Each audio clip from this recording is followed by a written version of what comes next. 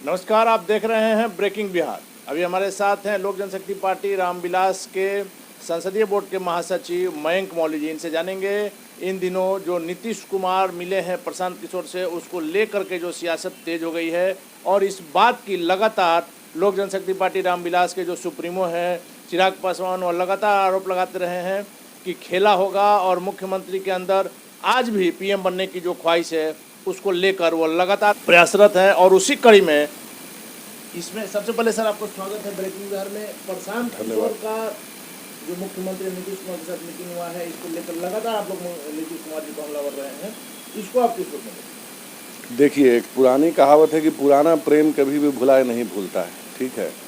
तो मुख्यमंत्री जी और प्रशांत किशोर जी के बीच का जो प्रेम है, भगवान करे बना रहे, बट वो प्रेम से कहीं ज़्यादा एक सियासी प्रेम और एक सियासी महत्वाकांक्षाओं वाला एक प्रेम है। तो वो उसकी टीस जो है, या वो कहीं वो प्रेम हिलोड़े मार रहा है वापस से, उसके पीछे की मूल वजह ये है कि मुख्यमंत्री जी को प्रधानमंत्री बनने के ख्वाब जो हैं शायद दिन रात सताने लगे। आपने पुरानी पिक्चर देखी होगी, करण अर्जुन में उसको पूर्व जन्म का सपना आता था, ठीक है। तो मुख्यमंत्री जी को फिर से वही सपना वापस से सता रहा है। उनके ध्यान में वो राष्ट्रपति भवन शायद दिख रहा है, उन्हें लग रहा है कि वो कुछ ऐसा खेल हो जाए, कुछ भी वैसा हो जाए कि अपनी आखिरी पारी में वो शायद वहाँ तक पहुँच जाए। मगर हम लोग जैसे पहले भी कहा है, आगे भी कहेंगे कि अभी प्रधानमंत्री पद के लिए कोई वैकेंसी नहीं है, ठीक है। मुख्यमंत्री जी का ये ख्वाब ही रहने वाला है। और रही बात इनकी प्रशांत किशोर और मुख्यमंत्री जी की, तो मुख्यमंत्री जी आजकल उनके लिए वो जो पुराना जुमला, एक कहावत है बिहार में हमारे यहाँ कि पियुआ से पहले हमार रहलू, तो वो बाकी जगहों पे उन्होंने देखा है कि वो घूम रहे हैं। कभी आंध्र प्रदेश में मुख्यमंत्री के साथ कभी दिखते हैं, बंगाल में दीदी के साथ, तो आपको उनका रिश्ता सब जगह जग जाहिर है ही। और उसके लिए शायद उनके अंदर जो टीस मार रही हो, तो एक आखिरी जोर कहें जिसको कहा जाता है सियासत में, एक धक्का और दो, तो शायद मुख्यमंत्री जी उस धक्के का इंतजार कर रहे हैं। बट वो धक्का खा के, लंगड़ी खा के गिरेंगे या क्या होगा वो तो भविष्य बताएगा। बट हम तो यही कहेंगे कि भाई कोई वैकेंसी खाली नहीं है मुख्यमंत्री जी। अभी फ़िलहाल अपने मुख्यमंत्री की गद्दी की चिंता कीजिए। आप यहाँ से भी उतरने वाले हैं, प्रधानमंत्री बनना बहुत दूर की बात है। लेकिन मयंक मौली जी, बीजेपी के आप लोग इतना सपोर्ट में रहते हैं, उसके बावजूद बीजेपी ने कभी आप लोगों को समय पर समर्थन नहीं किया। लेकिन मुख्यमंत्री नीतीश कुमार के प्रति इतने हमलावर आप लोग क्यों रहते हैं? हर आदमी की इच्छा रहती है कि अगर हम सीएम हैं तो कल के डेट में पीएम बने। तो ये मुख्यमंत्री नीतीश कुमार की अगर इच्छा है तो इसमें गलत क्या? उनकी इच्छा उन्हें मुबारक हो। और रही बात भाजपा की, तो भाजपा के प्रति हम चाहे जिस भी दल के साथ रहे हों, जिस भी गठबंधन में रहे हों, हम उसके प्रति ईमानदार रहें, ठीक है। हम सारे लोग, चाहे हम हो, चाहे जेडीयू हो, या बाकी जितने भी दल हैं एनडीए गठबंधन में, हम लोग किसके नीचे आए थे, किसकी लीडरशिप में आए थे? माननीय प्रधानमंत्री नरेंद्र मोदी जी की लीडरशिप में। प्रधानमंत्री जी जो हैं वो, चाहे हमारे राष्ट्रीय नेता आदरणीय चिराग पासवान जी को देखें, वो उन्हें हमेशा पिता स्वरूप ही उनको सत्कार देते हैं। दोनों के रिश्ते कैसे हैं जग जाहिर, आपको पता है, दोनों में बहुत अच्छे संबंध हैं। और यहाँ तक कि उन्हें उनका हनुमान भी कहा जाता है। तो हनुमान कभी झूठ नहीं बोलता है, और हनुमान हमेशा राम के बारे में अच्छा ही बोलेगा, अच्छा ही सोचेगा। ये सही है, लेकिन जब हनुमान को जरूरत थी राम की, तो राम सामने नहीं। हनुमान अपने आप में एक्यूप्ड है, वो हनुमान ही क्या जिसको जरूरत पड़ जाए राम की।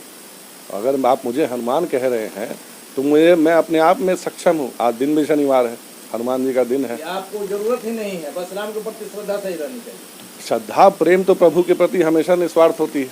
आपने जैसा देखा, अगर सियासी बात भी करें आप, तो हमने उन्हें बिना शर्त उनके साथ रहे हैं। हमने उनको हमेशा हर अच्छी चीज़ों पे समर्थन दिया है। जहाँ पे वो हमें लगा कि उन्हें आगाह या चेताने की ज़रूरत है, हमने उन्हें चेतावनी भी जारी की है। बाकी वो खुद सक्षम हैं, वो खुद उसका फैसला कर लें।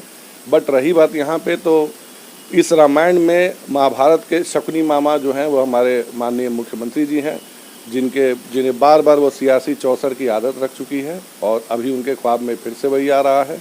एक नई टीम अपनी गैदर कर रहे हैं वापस से, फिर से वही सपने में है।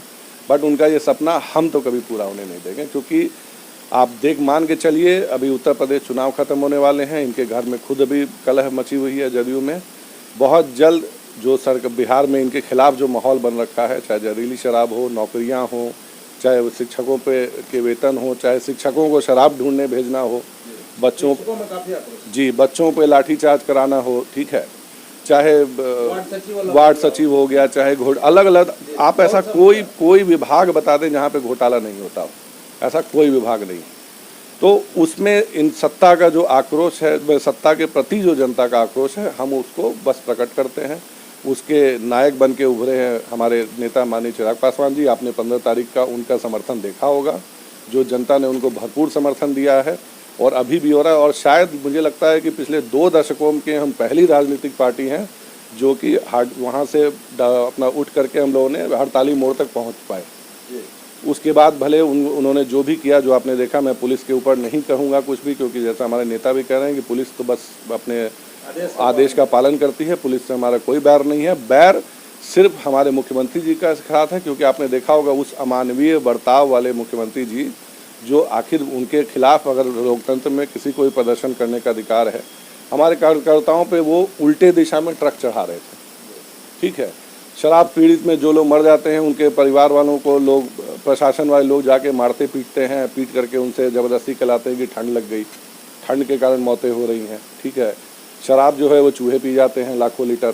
ठीक है, तो इतना शानदार जो वो शासन चला रहे हैं और सपना देख रहे हैं प्रधानमंत्री बनने का, तो ऐसा व्यक्ति अगर जो इस राज्य का उन्होंने जो दुर्गति कर रखी है, अगर सोचिए कि वो व्यक्ति प्रधानमंत्री कभी बने, तो देश, बिहार के लोग ही कहिए कि इतने जागरूक हैं कि इन्हें वहाँ तक पहुँचने ही नहीं देंगे। यूपी चुनाव में इस बार की जो स्थिति है, अखिलेश यादव भी काफ़ी मजबूत नजर आ रहे हैं। मान लीजिए कि किन्हीं कारणवश 10 मार्च को यदि बीजेपी सत्ता में नहीं आती है, तो इसका असर बिहार की राजनीति पर पड़ेगा? मैं उस पर उतना कुछ खासा कमेंट नहीं करना चाहूँगा, मैं बिहार पे ही केंद्रित रहना चाहूँगा। मगर ये कहना चाह रहे हैं कि यदि बीजेपी नहीं आई सत्ता में तो क्या बिहार में खेला करेंगे नीतीश कुमार? उनका बस चले तो वो खेला कल सुबह 4 बजे कर दें। अगर मुख्यमंत्री जी का बस चले तो वो कल सुबह 4 बजे राष्ट्रपति के सामने शपथ ले रहे होंगे और टॉप के ऊपर से लेकर 10 मंत्रालय भी खुद संभाल रहे होंगे। वही प्रधानमंत्री होंगे, वही गृह मंत्री होंगे, वही फाइनेंस मिनिस्टर होंगे, वही रक्षा मंत्री होंगे। तो टॉप टू 10 तक में कहिए वो एक बेहद आत्ममुग्ध व्यक्ति हैं। ठीक है, लेकिन मयंक मौली जी, एक चीज़ और जानना चाहेंगे, आपके पार्टी के भी जो चिराग पासवान जी हैं, इनके पिताजी भी देश की राजनीति में उनका क्या कद था सभी लोग जानते हैं।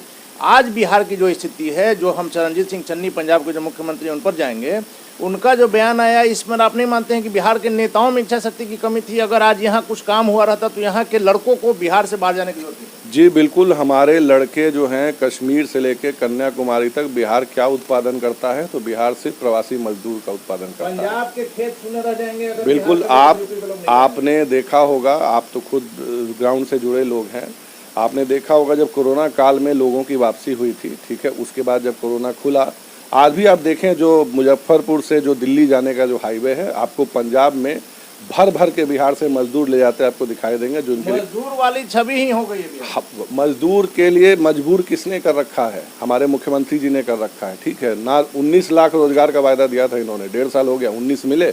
19 नियुक्ति पत्र मुझे आप दिखा दें इन मुख्यमंत्री जी की, बाकी की बात छोड़ दीजिए। 15-16 साल में इन्होंने क्या किया? इस 1.5 साल में 19 नियुक्ति पत्र कहाँ है? 19 लाख तो बहुत दूर की बात है। हम क्या कर रहे हैं, उन्होंने नियुक्ति क्या निकाली है कि शराब रोकने के लिए वो एक अलग दस्ता तैयार कर रहे हैं। ठीक है, अब क्या पता उसमें भी कितना कौन कौन नाना प्रकार के प्रचलित टैक्स लगेंगे और क्या क्या होगा, भगवान मालिक है। बट 19 रोजगार नहीं है, हमारे बिहार के लोग बाहर प्रताड़ित हो रहे हैं, जैसे पहले होते थे आज भी हो रहे हैं। तो क्या बदला इस 16 सालों में? आपने क्या बदला? कुछ नहीं बदला। हमारी स्थिति कितनी, सबसे महंगाई का ये चरम पे है। बिजली जो हम देते हैं वो देश की सबसे महंगी बिजली है। हर प्रकार के उन्होंने टैक्स लगा रखे। स्मार्ट मीटर को लेके इतना हंगामा है, मेरे घर में खुद स्मार्ट मीटर लगा, मैं खुद झेल रहा हूँ।